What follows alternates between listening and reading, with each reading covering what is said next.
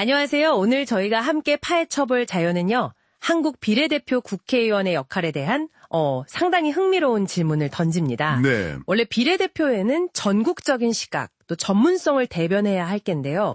혹시 다음 선거에서 지역구 의원이 되려고 특정 지역 문제에 더 힘을 쏟고 있지는 않을까? 이런 궁금증 가져보신 적 없으신가요?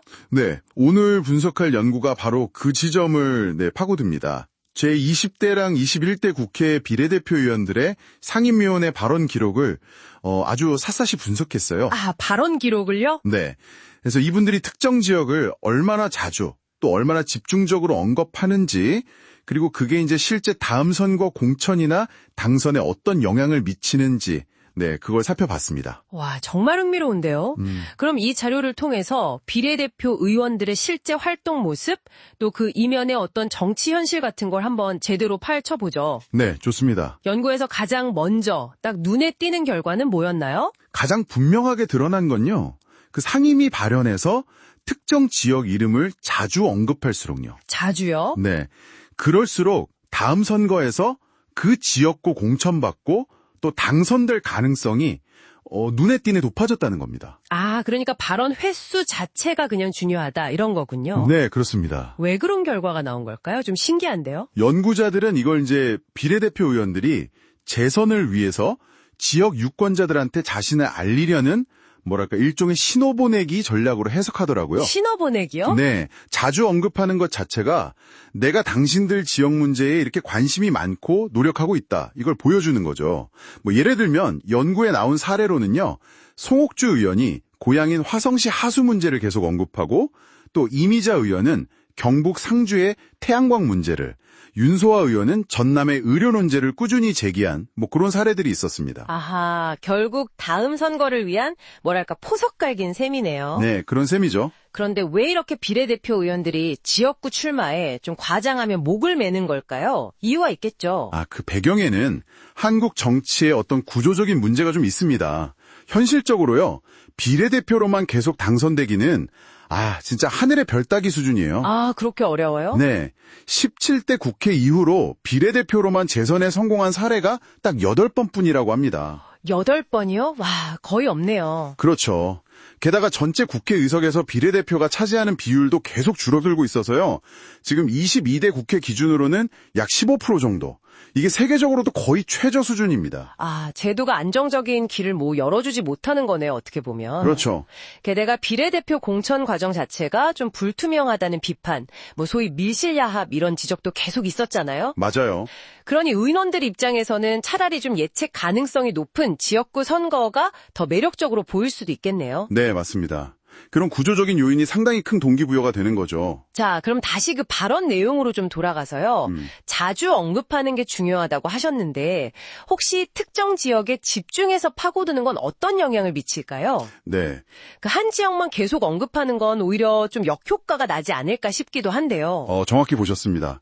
여기서 아주 흥미로운, 어떻게 보면 반전이 나타나는데요. 아, 반전이요? 네. 연구 결과 특정 지역에 대한 발언 집중도, 그러니까 한 지역만 파는 거죠. 이게 높을수록 오히려 공천을 받는 데는 불리한 영향을 미치는 경향이 나타났어요. 아, 정말요? 그건 진짜 좀 의외인데요? 아니, 지역 주민들은 좋아할 것 같은데 왜 공천에는 불리하죠? 그게 이제 공천이라는 게 당내 정치의 영향을 크게 받기 때문으로 보입니다. 아하. 너무 한 지역에만 이렇게 몰두하는 모습은 당내 기득권 세력, 특히 그 지역에 기반을 둔 중진 의원들의 어떤 견제를 살 수가 있는 거죠. 견제요? 네. 특히 당선 가능성이 높은 소위 텃밭 지역에서 이런 움직임이 보이면 이거 기존 정치 구도에 도전하는 건가?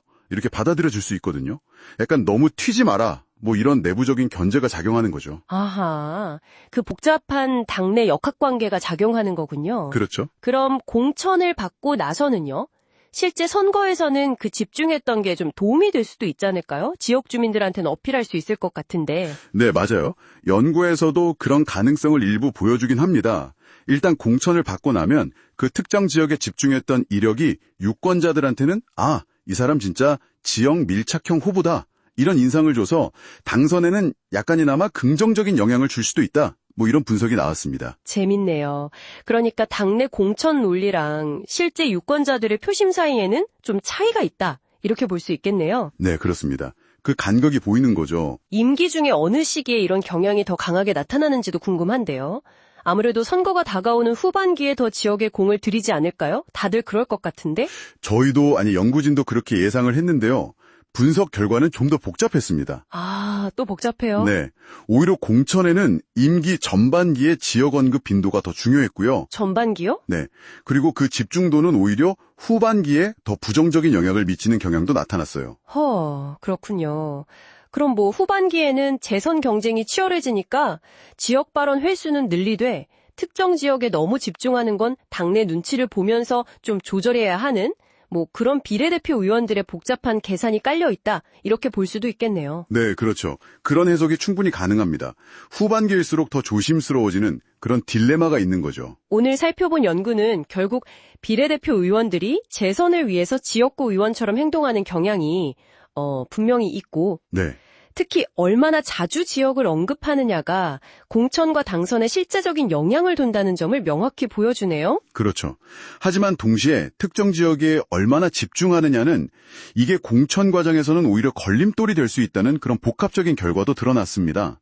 이건 결국 비례대표 제도가 추구하는 어떤 이상과 현실 정치, 특히 당내 권력 구조 사이의 어떤 긴장 관계가 여실히 드러나는 대목이라고 할 수 있겠습니다. 네, 참 흥미로운 분석이었습니다. 오늘 이야기 잘 들었고요. 마지막으로 이 자료를 접한 당신께 이런 질문을 한번 던져보고 싶습니다. 만약 비례대표 제도가 그 구조 자체 때문에 의원들에게 지역구 재선을 위한 발판으로 활용되도록 등 떠미는 측면이 있다면요.